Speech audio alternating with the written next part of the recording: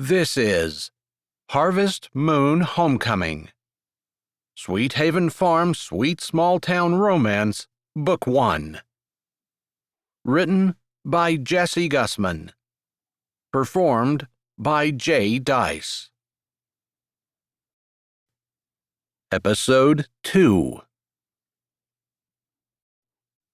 Chapter 3.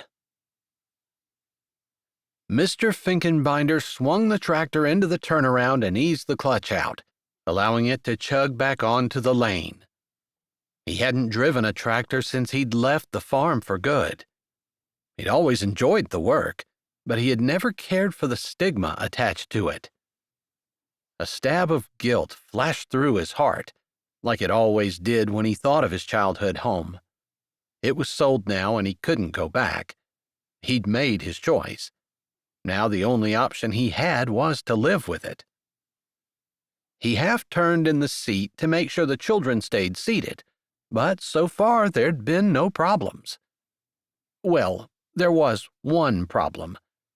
His gaze kept straying to Mrs. Bright.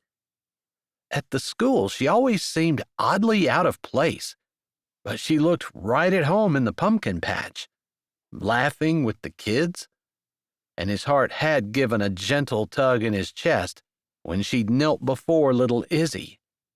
Although he was the high school principal, he did occasional work at the elementary school, which was directly beside the high school.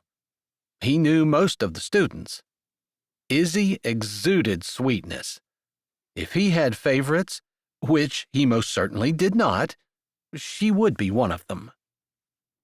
He forced himself to remember the chaos of the shop and office. How could anyone live and work in such an unorganized, messy environment? After seeing Mrs. Bright with Izzy, he thought maybe she wasn't the Wicked Witch of the West, but being around her for any length of time would drive him batty. By 4:30, all four groups had spent half an hour at each station and were gathered around the hay bale pyramid. Because of its low southern track, the sun drooped in the sky, casting long shadows along the leaf-strewn yard as the children ran and played. Mr. Finkenbinder checked his watch. It was almost time for parents to start arriving to pick up their children. He glanced over at the picnic tables where Mrs. Bright stood holding scissors, snipping bits of lace and ribbon as the children brought them to her. She smiled and laughed with the children, adjusting a piece of ribbon or sorting through the piles of odds and ends to pick a perfect piece. He breathed deeply. Wood smoke mixed with rich fall air, falling leaves, and the dampness of soil as it readied to spend a season resting. A comforting, cozy scent. Peace and goodwill settled into his soul. The children were finishing up their projects, and when he glanced over again, Mrs. Bright stood idle. He found his feet taking him to her. "You have a beautiful place and a nice setup here." She looked up, twisting a piece of ribbon in her hand. Her hair had frizzed out all over her head, and one strand was caught in her mouth again. He tore his eyes away before he started thinking about her lips. "Thanks," she said. He looked around. "The kids are having a great time. I mean, it could have been more educational." "I should have known you were coming over here to complain." A kid walked up holding out a piece of ribbon, and she snipped where he pointed. "I'm not complaining. I complimented you." "And I said thank you. Then you close your mouth and we part friends." She lifted a brow and stuck out her chin, barely looking before cutting another ribbon with a quick snip. "You don't have to be such a wise guy all the time." His neck heated and he clenched his jaw. "And maybe you ought to make sure you don't cut anyone's fingers with those scissors." "I'm a woman, not a guy. And you don't have to be such a stick in the mud." She rested her hand on her hip. At least, he assumed it was her hip, but with the shapeless coveralls and the baggy green shirt, He couldn't even be sure she had hips. 4 legs and scales, possibly. Her face had turned red. And if you think you can do my job better, have at it. I'm not a stick in the mud. In case you haven't noticed, I've been driving your tractor around all afternoon. In addition, a 2-year-old could do your job better than you. He stopped, realizing the tone of his voice had been climbing. He lifted his nose. You owe me money. You said you'd pay the bus driver to drive the tractor. That's rude. Like I wasn't going to pay you. A little girl in pigtails held her ribbon out, and Ellie practically yanked it from her and snipped it in too like she wished it was his head. I never said that. You're twisting everything that comes out of my mouth. I was just reminding you since you seem to forget everything else. He ended on a near shout, matching her volume. She took a step to him, her finger in his face. You put hidden meaning into everything that comes out of your mouth. You walk around like you have a stick up your butt and I'm dirt. I'm just saying in plain words what you meant to say. He met her toe-to-toe, gratified he could look down at her, since she seemed to always have the upper hand. He put his own finger in her face and shouted right back. I most certainly did not, but I would expect you to assume the worst. Why wouldn't I assume the worst when that's what you always do? She yelled, so close he could feel the vibration from her voice. Maybe if you weren't such a careless parent who can't even manage to get her child to school on time, let alone get dressed properly in the morning, I would have something positive to think about you. He leaned down until their noses almost touched, and to his astonishment, he had screamed the entire last sentence. Mom? Harper came into view, her book bag still slung over her shoulder, her brows drawn down. He dropped his hand and stepped back. Harper moved to her mother and pried her fingers from the scissors. Mr. Finkenbinder glanced around. 50 third-graders stood in a circle around them, staring with open mouths. Finish your decorations and find your pumpkins, boys and girls. Make sure you check in with me before you go. Don't leave until your parents have signed you out. Mr. Finkenbinder managed to modulate his voice and put his principal mask firmly back in place, but irritation still clutched at his backbone. Irritation at that irritating woman who irritated him on purpose, and so thoroughly that he'd lost control and everyone knew he was irritated. Ah! Mr. Finkenbinder? Harper tapped him on the shoulder. Yes, Harper? I picked up Wyatt. He texted me and said you weren't answering your phone. You weren't home and he didn't know where you were. Although one of his friends had said his sister might have gone on a field trip here with you. So that's why we showed up here. Sure enough, his nephew stood behind Harper. Towered over her, really. The kid was all arms and legs and clumsy, awkward movements. He hadn't grown into his body yet. But he'd give his sister credit. Wyatt was a sweet kid. Mr. Finkenbinder cringed. He'd forgotten all about him. Mrs. Bright's smile dripped with syrupy sweetness. I might be a terrible mother, but at least I've never forgotten my kid. Her words were no longer delivered in a shout, but she crossed her arms over her chest. Mr. Finkenbinder wanted to wipe that smug smile right off her face, or kiss it off. Irrational. His eyes widened and he spun on his heel. He grabbed his clipboard off the picnic table.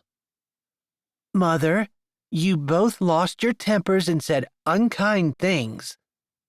Harper crossed her arms and lifted a brow. I'm going up to the shop. 2 customers pulled in while you guys were screaming at each other. I'll take care of all that while you finish up here. Do you think you can act like adults?" She tapped her foot. Her gaze went first to one, then the other. "Think of the children." Mr. Finkenbinder looked at the ground. He'd never lost control like that in front of his kids, and he'd been in some pretty tense situations. Something about Mrs. Bright yanked his strings the wrong way. Hard. But he had to take responsibility for his actions. "You are absolutely correct, Harper." He turned to Mrs. Bright and met her eyes. Eyes he'd just been inches from and couldn't help but notice were a dazzling shade of blue, ringed in black. Fascinating. He cleared his throat. "I'm sorry, Mrs. Bright. I was out of line. I was unkind and acted like a child. Please forgive me." "A very nice apology, Mr. F." Harper turned to Mrs. Bright. "Mother." Mrs. Bright set her chin, looking very much like a mule refusing to haul a pack up a mountain. Harper tilted her head. "There's only one adult in the room?" Mrs. Bright rolled her eyes. "We're outside." "Mother, how will I ever learn to do right if you are not a good example for me?" Mr. Finkenbinder hid a smile. Harper was 18, and she was providing her own good example. But her statement worked. "Fine. I'm sorry, Fink. You're a jerk, and Mother Teresa would lose patience with your condescending BS, but I'm sorry I shouted in front of the children." "Mother!" "I'm sorry I shouted at you." A little girl asking for a bag for her extra ribbon distracted Mrs. Bright, and Mr. Finkenbinder turned to Wyatt. "I'm sorry. I should have texted you about my change of plans, and I didn't get your calls because I left my phone in the bus. I didn't want to lose it on the hay rides. I'll try to be more considerate in the future." "Hey, no problem, Uncle Fink." He looked back at Harper's retreating figure. "If it's okay, I'll go help Harper with the cleanup." Mr. Finkenbinder thought about the disaster area Wyatt's room was, and figured he wouldn't be much help at cleaning anything up, but he nodded. "That's fine. I'll get you once the kids leave." Wyatt started to walk away. "Oh, there was a small accident with the homecoming float?" "Yeah, I heard it exploded." Wyatt grinned. "Mrs. Bright is making a new one, and I told her that we'd help her. We'll eat, then we'll need to come back around 8. "Whoa. Do you think we'll have it done by Friday?" "I'm going to search for some easy ideas with detailed plans we can construct quickly." "Oh, okay." Mr. Finkenbinder rubbed his forehead as Wyatt strode away. He couldn't believe he'd forgotten all about Wyatt today. Maybe being a parent was harder than he'd thought. He'd have to try to do better. But first, he had to get through this week working with Mrs. Bright. Chapter 4. Ellie rushed into the kitchen at 7:30 that evening. She hadn't thought that last customer would ever leave. Her back hurt, her feet hurt, and her eyes felt gritty, like she'd been up all night. The spicy smell of apple pies baking, the homey scene of Harper sitting at the big kitchen table, her school books set out in front of her, and her mother-in-law's welcoming smile normally would have made her aches and pains slip away. Not tonight. She still had to deal with Fink. She grabbed the peanut butter and a slice of bread. "I put the leftovers in the fridge." Esther turned from the counter where she mixed pumpkin and spices. I'll get it out and heat it up for you. She started to wipe her hands on her apron. Ellie waved her back. Don't worry about it, Mom. I'll just grab a peanut butter sandwich and an apple. I have to head back out. Oh, yes. Harper told me you were helping to build the school float for the parade this weekend. I wonder why they didn't start earlier. Back in my day, we spent months coming up with a theme and a design. That's a good question. A very good question. But she didn't want to explain about the explosion and the resignation of the entire float committee right now. She had to hurry. Harper closed her books. I'm coming with you. I thought you said you had to study for a big calculus test tomorrow. I do. You stay here. Help Graham with her pies. When you're done studying, you can come down. She unscrewed the lid from the peanut butter and slapped some on each piece of bread. Harper already made the pies. Graham placed a gnarled hand on Harper's shoulder. Ellie nodded. One look at her daughter's beaming face made the sacrifice of having to work with Fink almost worthwhile. Hopefully Wyatt would come so she wasn't stuck with him alone. I can't wait to taste it.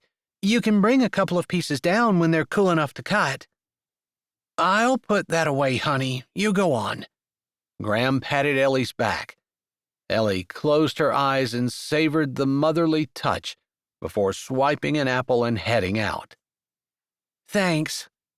With her sandwich in one hand and her apple in the other, she headed down to the shop. She really wanted to get there before Fink. It had been a while since she'd been in the shed that served as their shop, and if she recalled correctly, the place was a little disorganized. Ellie tossed the core of the apple before opening the door and stepping in, flipping on the light switch. Disorganized might have been a bit of an understatement. Ellie stared at the pile of 2x4s on the floor of the old shed, which were scattered in disarray because when she'd taken the forms for the corner post for the barn down, she'd been in a hurry to get them put away. So she'd thrown them in here, thinking to stack them neatly later. Well, it could be worse.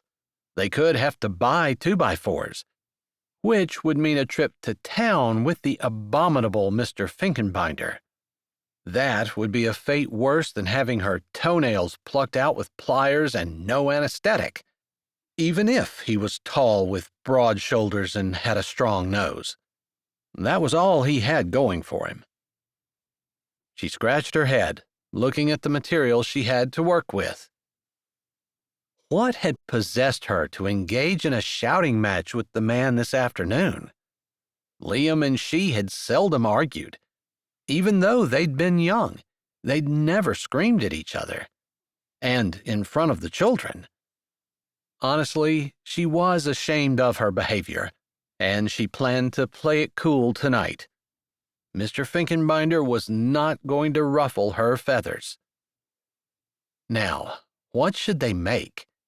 The spare hay wagon was parked beside the lumber, and she'd assumed they could build something on it and pull it with the tractor. But what? She narrowed her eyes and tapped a finger on her lips. Gravel crunched outside. A car motor died, and shortly thereafter a door slammed shut. Drat! She'd hoped to be started so she could give the insufferable man a job and not have to discuss what to do. Too late. Mr. Finkenbinder walked into the shop. Good evening, Mrs. Bright. Ah, so apparently he'd decided to be on his best behavior too. Good evening, Mr. Finkenbinder. I thought Wyatt might come with you. He did, but I stopped at the house looking for you, and when he smelled the apple pie, his stomach overpowered his intellect. Just like a man. I'm here. Ellie bit her tongue. Oh, how she wanted to say something about him not being like a man, but it wasn't true. Under those dress clothes, Fink was all man. She cleared her throat. I was just trying to figure out what to do. Waving an arm, she indicated the lumber in the wagon. I have all this, and of course the tractor you used today. Well, that's great. He lifted a brow at the mess, but didn't comment on it. He indicated the briefcase he carried. I did some research on the internet, and I have narrowed things down to 3 choices. He brushed dust off a shelf before setting his briefcase down and pulling out papers and a pencil. He'd narrowed down their choices? Really? Ellie swallowed her irritation and leaned over as he spread the papers out, again catching a whiff of that surprisingly good, spicy scent unique to Fink. She took a deep breath. A sliver of awareness rippled through her body, pooling in her stomach. Odd. See this? He pointed to the first one, a car with crepe paper stuck to it. It would be easy and still look nice. Uninspired, Ellie stated, leaning back on her heels and crossing her arms over her chest. His mouth tightened, but he set the pencil down and drew the next picture out. A pickup with 2 lawn chairs for the king and queen of homecoming. Streamers flew from the antenna. He put his finger on the picture. I can borrow a pickup from one of the teachers. Mr. Wagner has allowed us to use his in the past, and this can be done in a day, too. Those are lawn chairs. Exactly. Simple. Most people don't have their summer lawn furniture put away yet. It will be effortless to find 2 chairs to borrow. And the dance committee doubtless has a few extra streamers they can allow us to commandeer. But it's ugly. There's no imagination in this at all. She picked up the pencil and tapped it against the paper. He sighed loudly. Although he gritted his teeth, he spoke calmly. I was looking for a simple design we can construct easily. This fits the bill. If the goal is to be the ugliest float at the parade, it fits the bill for sure. She gripped her hair before slapping the pencil back down on the shelf with such force the pencil broke in two. The crack reverberated through the shed.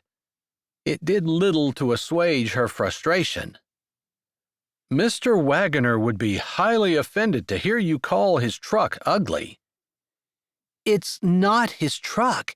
It's the idea of throwing a few chairs on the back and calling it a float. He yanked the last paper out and slapped it down. This probably won't suit your fancy either. This one was almost identical to the last, a pickup with streamers, only there was a bench under an umbrella. The umbrella could be any color, and I know where we can find a bench. He cleared his throat, pasting on a semblance of his professional demeanor. She wasn't fooled. He was cranked. Well, so be it. If she was going to do a float, she wanted it to be done right. If you want me to do this, it's going to be something good, not something we slap together because it's easy and fast. She shook her head and smacked her hand next to the paper. If you want my help, it's going to be easy and fast. I don't recall asking you to help. If I want the thing done on time, and I do, I'm going to be here helping. He clenched his fists, and a muscle along his jaw popped in and out. So now I'm irresponsible. Despite the truth in his words, her eyes widened and her voice went up a notch. How dare he? She ran a business practically by herself, and because of that, she occasionally didn't get her daughter to school on time. There was no reason for Fink to be so condescending. Isn't that how you got selected as a volunteer to do this in the first place? By being late to school so often, I had no choice but to apply consequences? His volume exceeded hers. You have no idea what it's like to be a parent or anything else about my life. I resent your judgment. She powered toward him, like a bulldozer. Her vision lasered in, focusing on him. The urge to touch him, to grab hold of him, almost overwhelmed her. Everyone else in the entire school can make it on time. You're the only one who comes in late, and you're the only one who doesn't comb her hair, change out of her night clothes, or brush her teeth. He didn't back away. Instead, he leaned down, bringing them face to face. His words stung. Sometimes she probably did look frightful when she rushed into the school. Another thing to work on. Still, it wasn't like she valued Fink's opinion. She gritted her teeth against the lip that wanted to tremble and swallowed to ease the prickling sensation in the back of her throat. Channeling anger and disdain to smother any hurt feelings, she gritted out, You are despicable. You are irresponsible. And you're a judgmental jerk. She kicked the last board laying on the floor between them out of the way. Pain, sharp and strangely satisfying, shot up her leg. Then, since I'm such a jerk, you shouldn't want to spend any more time with me than necessary. The paper crinkled as he fisted his hand around it. He threw it toward his briefcase. I don't, she shouted. Then building something easy and fast should work for you, he shouted back. It doesn't. Her pulse pounded in her temple, fogging her brain with pressure. She could barely see through the red haze clouding her vision. You drive me crazy. You'd have to go 100 miles an hour in reverse to get back to crazy. No, all I'd have to do is spend 5 more minutes with you. He stuck a finger in her face, emphasizing the you. Fine, leave. I'll do the float myself.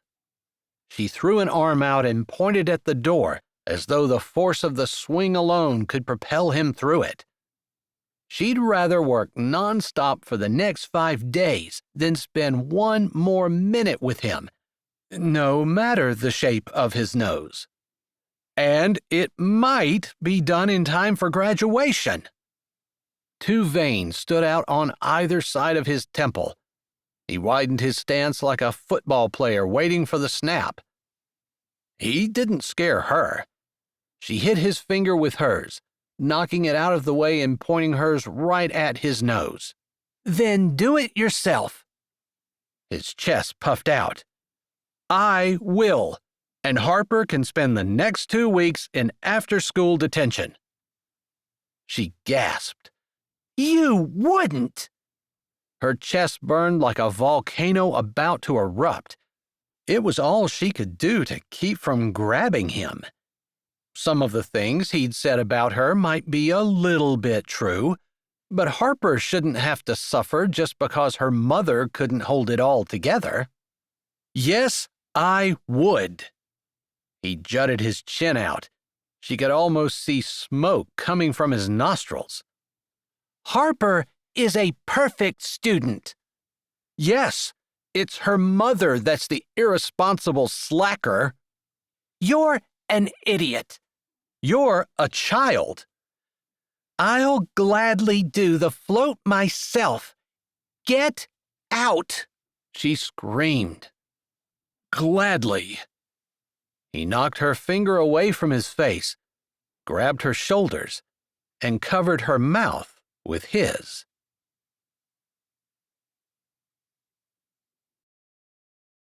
Hi, this is Jay, and thanks for listening. If you're ready for another great audiobook, here's one we think you might like. Or check out the playlist with all our latest releases. Don't forget to subscribe to Say with Jay, give this video a thumbs up, and tell us what you liked in the comments.